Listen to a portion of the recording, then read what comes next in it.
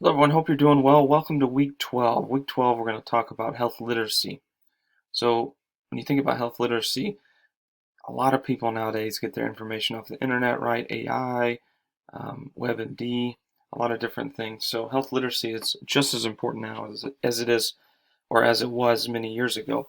And I can say that because a lot of the information people get is not really accurate. I'm not saying everything that people get off online sources aren't accurate, but we run into some complications. So this chapter is really important. You know, we have a lot of information here related to health literacy. Chapter 7 for version 2 of the textbook, and I know we talked about that before. For the first version of the textbook, it was chapter 9. So I actually used the old PowerPoint here. But from that perspective, it's the same material. All right, I'm going to actually fix this so it'll look like what you guys are seeing. I really like this video. It's close to 10 years old now, but it just shows how confusing healthcare can be.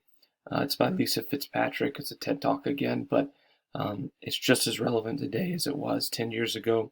You know, they're just asking questions of people, and you know, I'm just as confused in some healthcare areas as some patients are. And um, think about ways to get that information relevant to people. So, you know, you want to make sure that when you're communicating in a healthcare perspective, it's the way people understand, not using abbreviations, not using complex terms, etc. A little more information here. I just linked the textbook for you guys just to have it a little easier. You don't have homework this week, and I've, of course, included a lot of supplemental material here, like health literacy, important now more than ever. Yeah, it's popping up. It's a great article if you're interested in reading that. Not going to be test questions by any means. Health literacy from the CDC. This might have changed. I figured that might be the case. I'll move that around. Actually, the link might still work, but there were some changes on the government website. Of course, I'm sure you're aware of that, but I'll fix that here in a bit.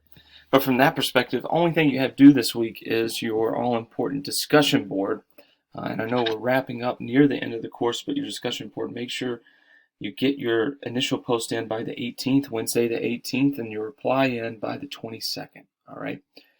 That's all you have to do this week. I know you've had a lot going on, especially probably in other courses too. Hopefully this is a nice break. Just don't forget to read your textbook because it'll really help you as you run into the final exam coming up. You don't want to have to cram at the end of the semester. All right. If you need anything, don't hesitate to reach out. Keep up the great work. Thanks so much.